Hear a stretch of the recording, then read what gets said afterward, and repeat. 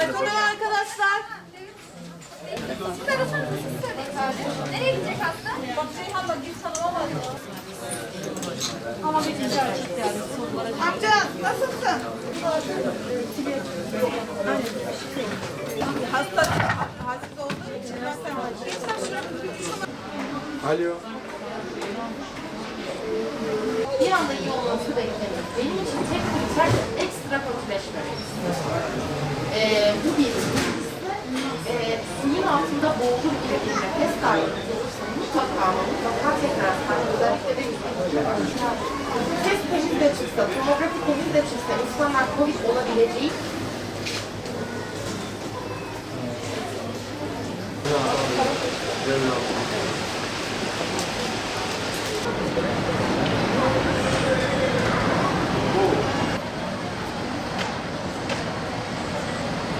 Ülkemiz son 100 yıl içerisinde görmediği bir pandemi sürecini yaşıyor. Haliyle toplum olarak da biz belli bir eğitim ve öğretimin içinden geçiyoruz. İnsanlar alışkanlıklarını değiştiriyorlar. Maske takmayı öğreniyorlar. Sosyal mesafeyi öğreniyorlar. Haliyle bu çok zor bir eğitim. Ama insanımız çok bu konuda gayretli ve hevesli sağ olsunlar. Diğer ülkelere kıyasla daha kısa sürede maske kullanımı, sosyal mesafe vesaire gibi şeyleri öğrendiler. Ufak tefek istismarlar olsa da sosyal alışkanlıklarından daha fazla vazgeçtiler. Yaz aylarında pik yapan bir hasta sayımız vardı. Ama Eylül ayı ile birlikte bu hasta sayımızda azalmalar olmaya başladı. Tabii bu azalmaların değişik sebepleri var. Bunların başında sahada filyasyon ekiplerinin çok daha başarılı çalışmalar yaptığını biliyoruz, görüyoruz. Hepsine çok teşekkür ediyoruz. Gaziantep'te 200'ün üzerinde filyasyon ekibi sahada çalışıyor. Hepsi de çok gayretli ve hevesli arkadaşlar. Şöyle bir değişiklik oldu. Bir evden bir Covid vakası olunca eskiden tamamını hastaneye getirir. Hastanede testlerini alır, tedavilerini verirdik. Şimdi filyasyon ekibi bunları hastaneye getirmiyor. Testlerini ve tedavilerini evlerde yaptıkları için hem hastaneye başvurular azaldı hem de sahada dışarıda Covid pozitif olup da gezen hasta sayısında azalma olduğu için şahıstan şahsa bulaşmalarda bir azalma olduğunu biz de görüyoruz. Şimdi tabii ki iş yükümüzün çeşitliliğinde değişiklik oluyor bu gibi durumlarda. Toplam iş yükünde ciddi bir azalma söz konusu değil. Biz bundan şikayetçi değiliz. Hastalara, insanlara ne kadar faydalı olursa o kadar mutlu oluyoruz açıkçası. Durumu hafif olan ya da hasta olmayıp da hastaneye gelmeyen insanlar arttıkça biz durumu daha ciddi olan hastalara daha fazla emek sarf edebiliyoruz. Bu vesileyle iş yükünün çeşitliliği değişebiliyor. Şimdi sonbaharla birlikte relatif olarak bir azalma oldu şu anda. Fakat önümüzde çok ciddi günler, çok ciddi problemler bizi bekliyor. O da şu, gribal enfeksiyonların mevsimine giriyoruz. Şimdi standart her sene gördüğümüz gribal enfeksiyon belirtileriyle korona ya da Covid-19 belirtileri birbirine 3 aşağı 5 yukarı benziyor. Sonuçta bu da bir grip virüsü. Fakat bunun semptomları çok ağır geçiyor. Biz normal grip vakalarında tad alma duygusunun kaybolmasını görmeyiz. Ciddi kas ağrıları görürüz ama bu kadar ağır olmaz. En önemlisi de bu kadar ciddi akciğer bulgusu ortaya çıkmaz. Normal gripal enfeksiyonlar işte bir miktar hapşırma, öksürme, burun akıntısı, geniz kaşıntısı, hafif halsizlik ve çok düşük miktarda ateşle karşımıza çıkarlar. Bunların tedavileri bellidir. İşte tedavi edince bir hafta etmeden 7 günde iyileşir derler. Belli destek tedavisiyle de istirahatle düzelir. Ama bu Covid dediğimiz Covid-19 virüsü aşırı derecede saldırgan ve agresif bir virüs ne yazık ki. Ciddi derecede insanların şu anda akciğerine saldırıyor. Pulmoner semptomlar yapıyor. Eğer hastalarda bir nefes darlığı, solunum sıkıntısı da solunum açlığı gelişiyorsa bu durumun çok daha ciddi olduğunu gösterir. Bir Covid vakası olabilir. Bu vakalarda ciddi karışıklıklar olacak. Biz bunu bekliyoruz.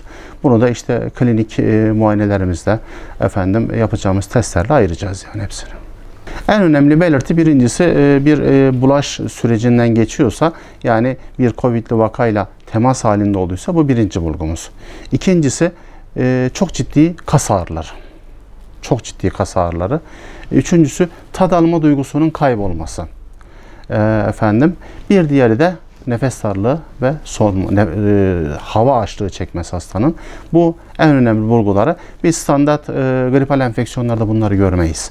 Ama COVID vakalarında bu semptomları çok sıklıkla görüyoruz. Öncelikle şunu söyleyeyim, bu virüs çok su uyur, virüs uyumaz. Daha önceki röportajlarımızda da söylemiştik.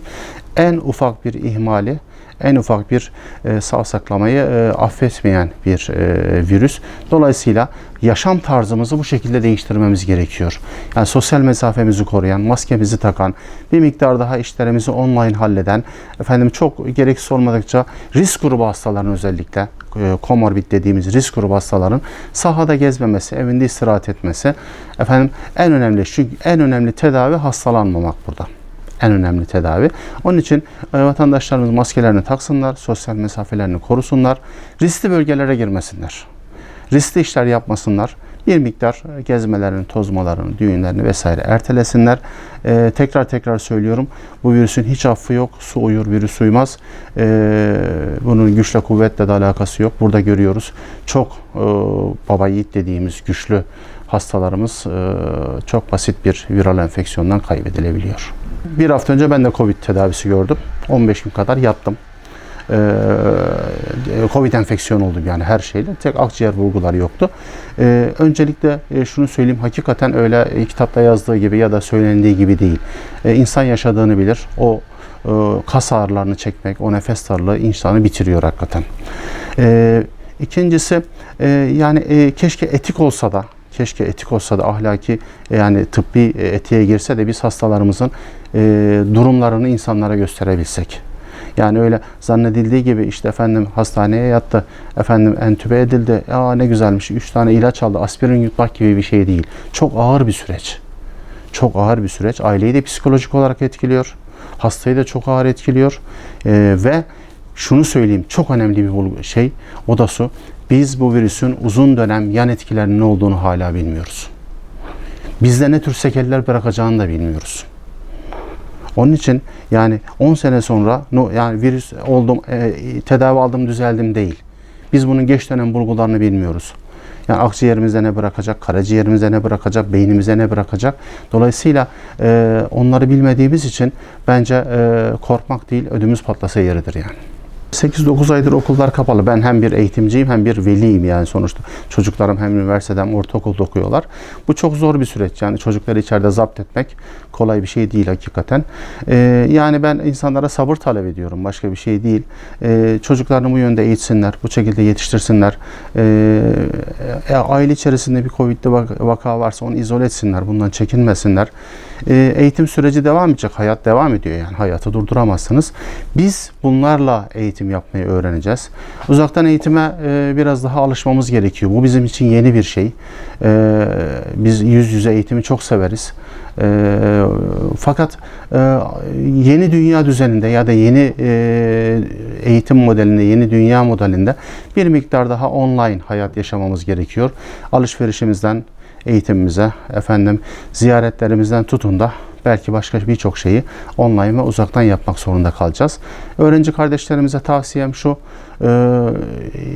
bir algı var, yani sadece okullarda Covid bulaşacak, dışarıda bulaşmaz gibi. Halbuki toplumun her alanında, yani kafeden tutun kantine, otobüsten tutun metroya kadar tamamında bulaş riski çok yüksektir Bir de az önce söylediğiniz önemli bir şey var.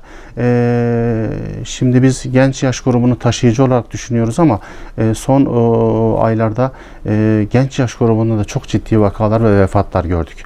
Dolayısıyla ben gencim, bana bir şey olmaz psikolojisiyle hareket etmek çok yanlıştır. Şu anda doğduğu andan itibaren ölene kadar her hasta risk grubudur.